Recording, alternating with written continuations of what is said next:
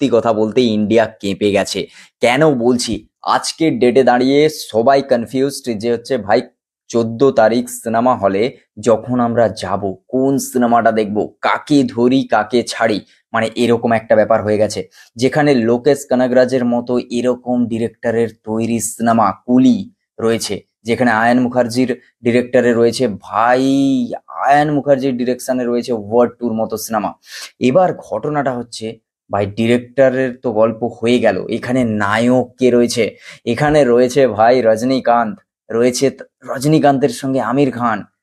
তারপর এদিকে ওয়ারে রয়েছে ঋত্বিক রোশন আর জুনিয়র এনটিআর।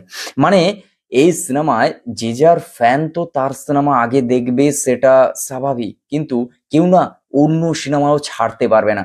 কেন বলছি, রজনীকান্ত কিন্তু প্রত্যেক বছর যে বিশাল বিশাল সিনেমা নিয়ে আসছে তা কিন্তু নয়, অনেকদিন অন্তর অন্তর নিয়ে আসছে। আর রজনীকান্তের যে ক্রেজ, সেটা সাউথ নর্থ সব জায়গায় রয়েছে।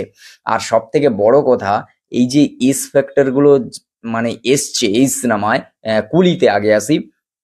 কুলি সিনেমায় না তুমি যদি দেখো ভাই, এখানে একের পর এক বড় বড় অভিনেতা রয়েছে, নাগার্জুন রয়েছে অ্যান্টাগনিস্টে।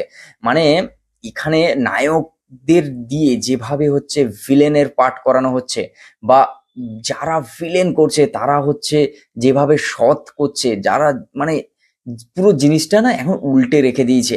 এই সিনেমায় যাকে ভিলেন দেখেছো পরের সিনেমায় যে দেখবে তা কিন্তু নয়।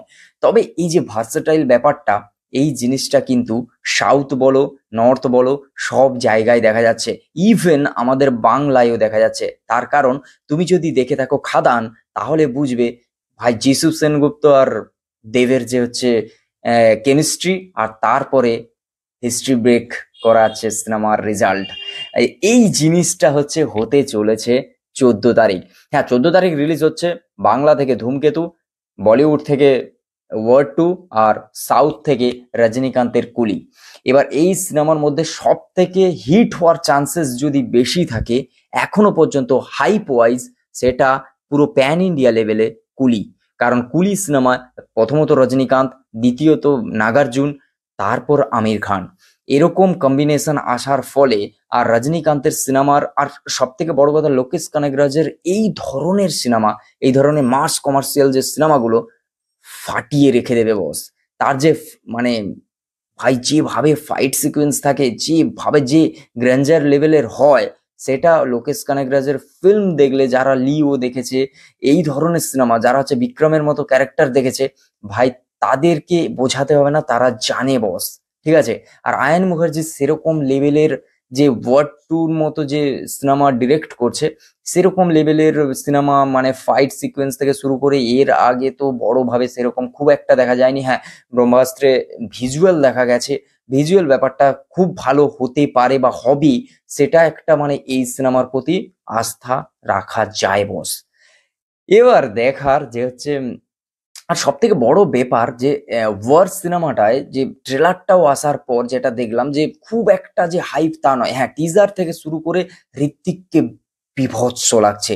ঋত্বিককে এই জায়গায় বিট করার মতো ভাই কেউ নেই। ইভেন যদি দেখা যায় কুলির যে হচ্ছে তোমার ট্রেলার এসছে, সেখানে রজনীকান্তকে ওই লেভেলের যে প্রেজেন্ট করা, হ্যাঁ প্রেজেন্ট ভালোভাবে করা হয়েছে, কিন্তু সেই যে হাইপ বা সেই লেভেলের লাগা, সেটা কিন্তু অতটা লাগেনি যতটা লেগেছে ঋত্বিক রোশনের বেলা। এবার ঋত্বিককে ওই জায়গায়, ঋত্বিক ছাড়া যদি আমি সরিয়ে দিই, তাহলে ট্রেলারটা বা মুভির কোনো রকম কোনো হাইপ নেই। সেই লেভেলের যে একটা মানে ঋত্বিক রোশনের এত বড় একটা মানে সিনেমা আসছে, সেটার হাইপ বলতে গেলে এই দুটো সিনেমা, মানে তুমি যদি দেখো বাংলায় ধূমকেতু, অবশ্যই ধূমকেতু দেখবো, যে লেভেলের ক্রেজ চলছে। আর বাংলায় যেহেতু আমি কন্টেন্ট বানাচ্ছি, তো বাংলাকে দেখে তিনটেকে যদি আমি রিভিউ করতে যাই বা তিনটেকে নিয়ে যদি কম্পেয়ার করতে যাই, তাহলে বাংলার কম্পেয়ার যদি করি, তাহলে বস ওয়ার্ড 2-কে আরো দুটো বড় বড় সিনেমার সঙ্গে এ করতে হবে, বাংলায় ধূমকেতু আর সাউথের কুলি। এই দুটোর সঙ্গে ভাই থাকতে হবে। এবার দেখতে গেলে হ্যাঁ, ঋত্বিকের আর এনটিআর এর এই ফেস অফ দেখার জন্য যেরকম লোক মুখিয়ে আছে, সেরকম কিন্তু রজনীকান্ত আর আমির খানের ফেস অফ দেখার জন্যও লোক মুখিয়ে আছে।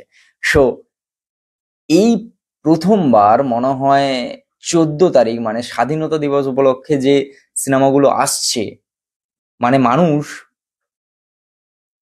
এটা বুঝতে পারছে না যে কোন সিনেমাটা আগে দেখা উচিত আর কোনটা পরে। আর সব থেকে বড় কথা, এত বড় বড় সিনেমা খুব কম আসে ভাই। এবারে এসেছে, যাও দেখো ভাই, মস্তি করো। 14 তারিখ ভাই, টিকিট পাওয়াটা একটা ভাই ব্যাপার আছে বস, মানতে হবে। আমি পুরো ক্যালকুলেট করে যা দেখলাম, আমি যদি একদিনে 3টে সিনেমা মাল্টিপ্লেক্সে দেখে আসি, সেটা ধূমকেতু। এই কারণে আমি ধূমকেতু প্রথম বললাম, কারণ ধূমকেতু অবশ্যই আমি প্রথমে দেখব। তার কারণ বাংলা সিনেমা, আর দ্বিতীয়ত দেব। আর সেকেন্ড যদি আমি সেটা শো এর হিসাবে দেখবো যে কোন শোটা আমি সেকেন্ড এটা শেষ হওয়ার পর পাবো, সেটা হচ্ছে কুলি হতে পারে বা ওয়ার হতে পারে। এই সিনেমা 3টে দেখার পর আমি ক্যালকুলেট করে দেখেছি, খাওয়া দাওয়া সবকিছু বাদ দিয়ে হলেও শুধু টিকিট খরচা আমার 1000 টাকার কাছাকাছি যাবে। খাওয়া দাওয়া সবকিছু, আর যদি বাড়ি পর্যন্ত ফিরে আসা দেখি, অলমোস্ট ভাই 1700-1800 টাকা মতো খরচ হবে একদিনে। সিনেমা দেখা সত্যি কস্টলি হয়ে যাচ্ছে ভাই, দিন দিন দিন দিন কস্টলি হচ্ছে বস। এত কস্টলি হলে সিনেমা দেখা সত্যি খুব চাপের হবে। যারা সিনেমা প্রেমী মানুষ আছে, তাদের পক্ষে সিনেমা দেখতে যাওয়াটা বিশাল চাপ।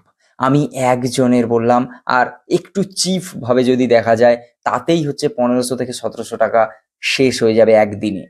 আর যদি তুমি ফ্যামিলি নিয়ে যাও, কিংবা তুমি যদি কোনো প্ল্যানিং করে একেবারে মানে একদিনের সিনেমা দেখতে যাও, একটা কিংবা দুটো, একটাই দেখতে গেলে তোমার যা টাকা খসবে, আর 3টে দেখতে গেলে তো শেষ, তাই না? যাই হোক, যদি ভিডিও ভালো লাগে থাকে, like comment share and subscribe my YouTube channel. আর তুমি যদি ফেসবুক থেকে দেখে থাকো, তো অবশ্যই পেজটাকে ফলো করো। দেখা হচ্ছে খুব তাড়াতাড়ি নতুন একটা